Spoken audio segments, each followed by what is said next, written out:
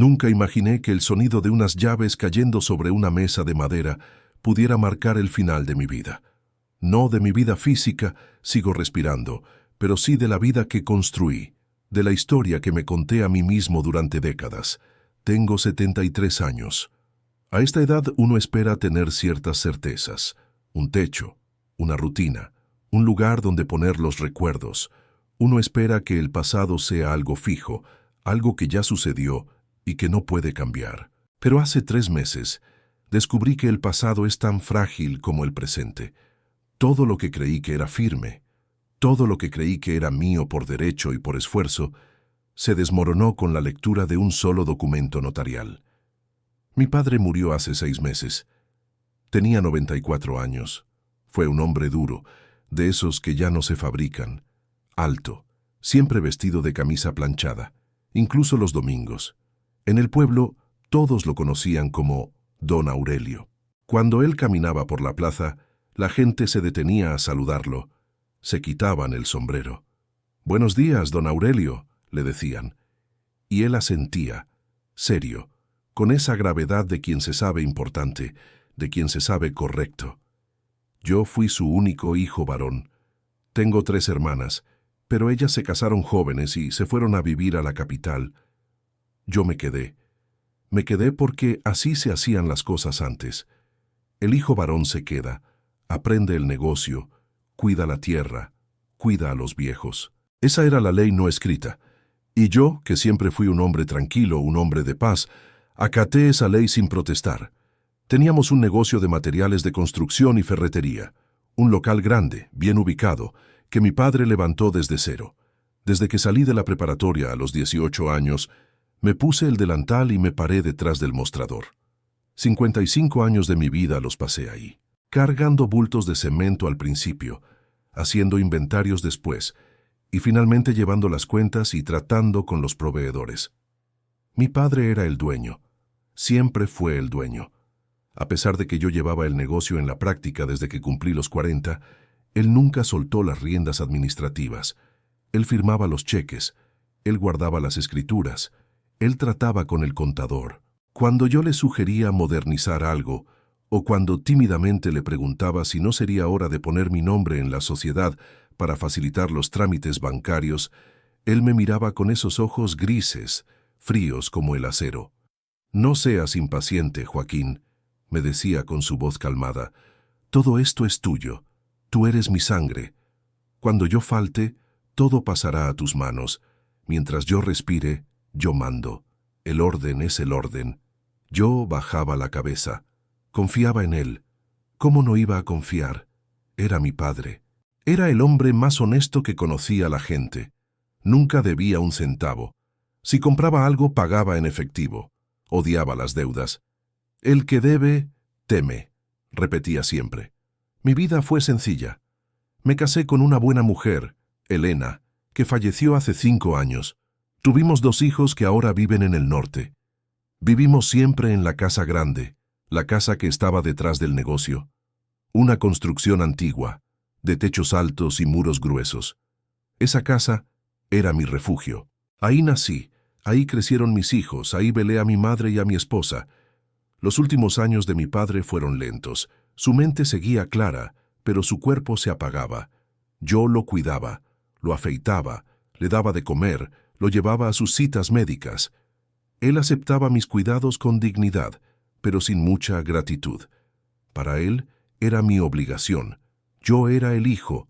Eso era lo que me tocaba. Unos meses antes de morir, me llamó a su cuarto. Estaba sentado en su sillón de cuero, mirando por la ventana hacia el patio. «Joaquín», me dijo, «en el cajón de arriba de mi escritorio, el que tiene llave, ahí está todo. Cuando yo muera, abres ese cajón. Ahí están las instrucciones. No quiero pleitos, no quiero abogados husmeando antes de tiempo.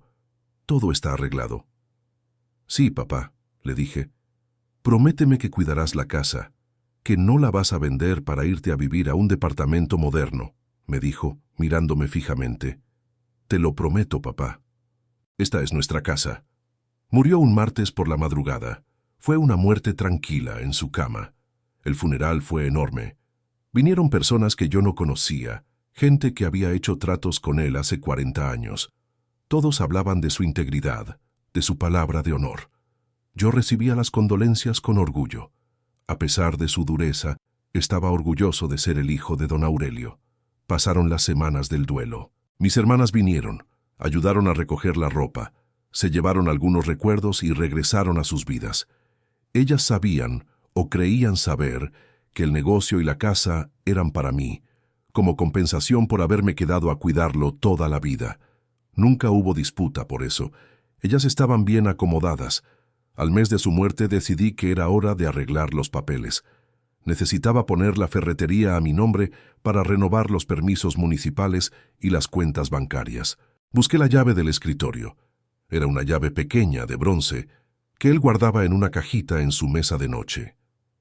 Abrí el cajón. Había olor a tabaco viejo y a papel guardado. Todo estaba ordenado milimétricamente. Había carpetas con etiquetas escritas a máquina, impuestos, recibos, banco, y había un sobre manila grueso, sellado, que decía simplemente, para Joaquín. Me senté en su silla. Sentí un peso en el estómago, una intuición extraña. Abrí el sobre. Adentro no había un testamento hológrafo, ni una carta de despedida emotiva. Había copias de contratos, documentos legales, fechados hacía 20 años. Empecé a leer. Al principio no entendía la jerga legal. Mis ojos pasaban por las palabras compraventa, nuda propiedad, usufructo vitalicio. Tuve que leerlo 3 veces. Me puse los lentes, me los quité, me froté los ojos. El documento decía que mi padre, Aurelio, había vendido la propiedad, la casa y el local de la ferretería, hacía 22 años. La había vendido a una inmobiliaria. El contrato estipulaba que él, Aurelio, se reservaba el usufructo vitalicio, es decir, el derecho a vivir y usar la propiedad hasta el día de su muerte. Pero la nuda propiedad, la titularidad real del inmueble, pasaba a manos de esa empresa desde el momento de la firma. El precio de venta había sido alto, muy alto. Busqué más papeles en el sobre. Encontré estados de cuenta de un banco en la capital, un banco que él nunca mencionó. Ahí estaban los depósitos. Y luego, los retiros. Retiros constantes, metódicos, a lo largo de 5 años, hacia cuentas en el extranjero y hacia nombres que yo no conocía. Me quedé helado. El silencio de la oficina se volvió ensordecedor. No era posible. Yo trabajaba ahí. Yo pagaba el impuesto predial cada año. Él me daba el dinero en efectivo y yo iba a la tesorería. Los recibos salían a nombre de él. Claro, porque para el municipio él seguía siendo el usuario. Pero la propiedad ya no era nuestra. Durante 22 años yo había trabajado, pintado las paredes, reparado el techo, cambiado las tuberías, creyendo que estaba cuidando mi patrimonio. Y él me veía hacerlo. Me veía subirme a la escalera con mis rodillas doloridas para impermeabilizar el techo, y no me decía nada. Me dejaba creer que estaba invirtiendo en mi futuro. Tomé los papeles y salí de la casa. Manejé hasta la notaría del pueblo. El licenciado Martínez era amigo de la familia, pero ya estaba muy mayor y se había retirado. Ahora estaba su hijo. Entré a la oficina sin cita. Puse los papeles sobre el escritorio. «Licenciado, necesito que me explique esto», le dije. Mi voz sonaba extraña, hueca. El notario revisó los documentos, su cara cambió, se ajustó las gafas y me miró con lástima. Esa mirada fue peor que cualquier insulto. «Don Joaquín, esto es una escritura de compraventa legítima. Está inscrita en el registro público. Lo verifiqué ahora mismo en el sistema. Pero mi padre me dijo que todo era mío. Yo tengo el testamento de hace 30 años donde me deja todo». «El testamento es válido, don Joaquín», dijo el notario suavemente. «El problema es que el testamento reparte los bienes que existen al momento de la muerte, y esta casa y el local ya no eran bienes de su padre, él los vendió. Legalmente, el día que su padre falleció se extinguió el usufructo. La propiedad plena pasa inmediatamente a la inmobiliaria». «¿Inmobiliaria?», pregunté. «¿Quiénes son?».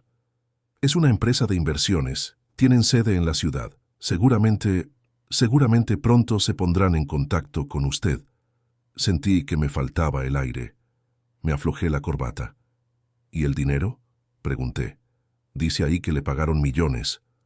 Eso tendría que rastrearlo en las cuentas bancarias, si es que queda algo. Pero si esas cuentas no están a su nombre, o si no es cotitular, el proceso para investigarlo será largo. Salí de la notaría caminando despacio. El sol de la tarde me quemaba la cara, pero yo sentía frío. Me senté en una banca del parque, frente a la iglesia. 22 años. Hice cuentas mentales. Hace 22 años, mi padre tenía 72, la misma edad que tengo yo ahora. Fue la época en que empezó a viajar solo a la capital a ver especialistas, decía él. Fue la época en que llegaba de buen humor. Traía regalos caros para mis hijos. Yo pensé que el negocio iba bien. Nunca imaginé que estaba liquidando nuestro suelo. ¿Por qué? ¿En qué gastó ese dinero? No había lujos visibles. La casa seguía igual, el coche era el mismo modelo viejo. Regresé a la casa. La miré desde la acera. Ya no se veía igual. Ya no parecía un hogar sólido. Parecía un escenario prestado, una mentira de ladrillo y cemento. Esa noche no dormí. Me pasé las horas revisando cada papel del cajón, buscando una explicación, una carta, algo que me dijera, lo hice por esto, hijo, perdóname. Pero no había nada. Solo números, fechas y firmas firmes. Su firma. Esa firma que yo respetaba tanto. A la semana siguiente llegó la carta. No fue una visita grosera. Fue un correo certificado, muy formal, de un despacho de abogados de la capital. Estimado señor Joaquín, apellido. Habiendo tenido conocimiento del lamentable fallecimiento del señor Aurelio, apellido, usufructuario del inmueble ubicado en... Cumplimos con informarle que la posesión del inmueble debe ser entregada a sus legítimos propietarios, inversiones, nombre, en un plazo no mayor a 30 días naturales. Entendemos la situación y estamos dispuestos a otorgar una prórroga de 15 días adicionales para el desalojo voluntario. Desalojo. La palabra pesaba como una lápida. 30 días para desmantelar una vida de 73 años. 30 días para vaciar la ferretería, para sacar los muebles de mi madre, para decidir qué hacer con los libros, con la ropa, con las fotos. Intenté pelear. Fui a ver a otro abogado, un especialista en pleitos de tierras. Le pagué la consulta con mis ahorros. Él revisó todo y fue brutalmente honesto. No hay nada que hacer, don Joaquín. La venta fue legal. Su padre estaba en pleno uso de sus facultades. Firmó ante notario. Recibió el dinero. Usted no era dueño, no tenía que dar su consentimiento. Él vendió lo suyo. El hecho de que usted viviera ahí no le da derechos de propiedad sobre la venta que hizo el dueño titular. Pero me engañó, le dije con la voz quebrada. Me hizo trabajar gratis para él, manteniendo una propiedad que ya había vendido. Eso es un asunto moral, señor, y la ley no resuelve asuntos morales de ese tipo. Puede intentar demandar a la sucesión de su padre por salarios caídos o enriquecimiento ilícito, pero se gastará lo poco que tiene y tardará años. Y si ya no hay dinero en las cuentas, no ganará nada. Regresé a casa y me senté en el comedor donde cenábamos todos los días. Miré la cabecera de la mesa, donde se sentaba él. Empecé a sentir algo que nunca había sentido por mi padre. No era odio. El odio es caliente, es activo. Lo que sentía era una decepción profunda, oscura y espesa como el lodo. Me había robado mi tiempo, me había robado mi vejez. Pero la verdad completa aún no había salido a la luz. Faltaba la última pieza del rompecabezas. Mientras vaciaba el armario de su cuarto, preparando la mudanza, encontré una caja de zapatos al fondo, detrás de unos abrigos viejos. Estaba envuelta en cinta adhesiva. La abrí con una navaja. Adentro había cartas, muchas cartas, y fotografías. Eran fotos de una mujer joven, guapa, vestida con ropa de ciudad, y fotos de un niño, luego del mismo niño más grande, luego de un joven graduándose de la universidad. Al reverso de una foto del joven, con la letra de mi padre, decía: Para mi hijo Roberto, en su graduación de arquitectura. Con orgullo, tu papá. La fecha era de hace 20 años. Coincidía con la venta de la casa. Leí las cartas. Eran de la mujer. Le agradecía el dinero, le agradecía el departamento que le había comprado en la capital. Le agradecía que pagara la carrera de Roberto. Le hablaba de una vida paralela que mi padre mantuvo durante 30 años. Ahí estaba el dinero, ahí estaba la ferretería, ahí estaban mis horas de carga y descarga, mis inventarios, mis domingos sin descanso. Todo ese esfuerzo no se había ido al banco para mi futuro, se había ido para financiar la vida de otra familia, una familia oculta, un hijo que sí tuvo la oportunidad de estudiar, de ser arquitecto, de tener un departamento propio, pagado con la venta del techo que cobijaba a su hijo legítimo. Mi padre no solo había vendido la casa, había vendido mi vida para comprarla de su otro hijo. Me quedé sentado en el suelo rodeado de esas fotos. El silencio de la casa era absoluto. No grité. A los 73 años uno ya no grita. Me levanté con dificultad, porque las rodillas me duelen cuando hay humedad. Fui a la cocina y me serví un vaso de agua. Me lo tomé despacio. Miré por la ventana hacia el patio, ese patio que ya no era mío. Pensé en Roberto, mi medio hermano, un hombre de unos 40 y tantos años ahora, seguramente un profesional exitoso. Seguramente ni siquiera sabe que existo, o tal vez sí. Tal vez mi padre le contó otra historia. Tal vez le dijo que yo era el hijo inútil que se quedó en el pueblo, mientras él era el orgullo de la familia. Al día siguiente comencé a empacar. No le dije nada a mis hermanas sobre la segunda familia. ¿Para qué? ¿Para amargarles el recuerdo? Ellas tienen su vida resuelta, que se queden con la imagen del Padre Santo y Trabajador. Esa mentira les sirve a ellas. A mí, la verdad ya me destrozó. No necesito compartir los escombros. Vendí el inventario de la ferretería a precio de remate a un competidor. Fue humillante ver cómo se llevaban las herramientas, los sacos, los estantes que yo mismo había construido. Con ese dinero pude rentar una casa pequeña, muy pequeña, a las afueras del pueblo. Un lugar con 2 cuartos y un patio de tierra donde apenas cabe una silla. El día que entregué las llaves de la casa grande, vinieron unos representantes de la inmobiliaria. Eran jóvenes, con trajes brillantes y teléfonos caros. Hicieron un recorrido rápido, criticaron la pintura, dijeron que probablemente demolerían todo para hacer locales comerciales. Yo les entregué el juego de llaves, el mismo llavero de cuero que mi padre usó toda la vida. Aquí tienen, les dije. Gracias, señor. ¿Firmó el acta de entrega? Ya la firmé. Salí a la calle con mis 2 maletas y una caja con mis documentos personales. No volteé a ver atrás.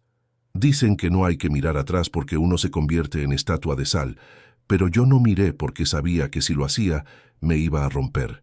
Ahora vivo aquí, en esta casita rentada. La pensión que tengo es mínima, porque como dueño del negocio, nunca coticé lo suficiente en el seguro social. Vivo al día, como sencillo. A veces, por las tardes, me siento en la puerta a ver pasar la gente. Algunos viejos conocidos me saludan, pero veo en sus ojos la confusión. No entienden por qué el hijo de don Aurelio, el heredero de la ferretería, vive así. Murmuran, inventan historias. Dicen que seguramente me lo gasté todo en vicios o que fui un mal administrador. Yo no los corrijo, no les explico. Guardo el secreto de mi padre, no por lealtad a él, sino por dignidad propia. Me da vergüenza decir que fui engañado durante 50 años por la persona que más respetaba.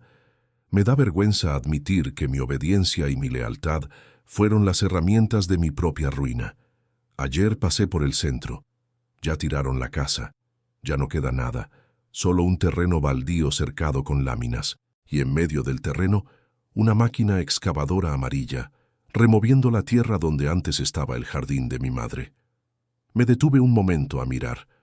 Un joven pasó a mi lado y me vio observando la obra. «Va a quedar grande la plaza comercial, ¿verdad, abuelo?», me dijo. «Sí», le contesté. «Va a quedar grande». Seguí caminando, despacio, con el paso de un hombre que ya no tiene a dónde ir, pero que sigue caminando porque es lo único que sabe hacer. Mi padre ocultó esta verdad toda su vida, y al hacerlo borró la mía. Ahora soy solo esto, un viejo caminando por una calle ajena, esperando que caiga la noche.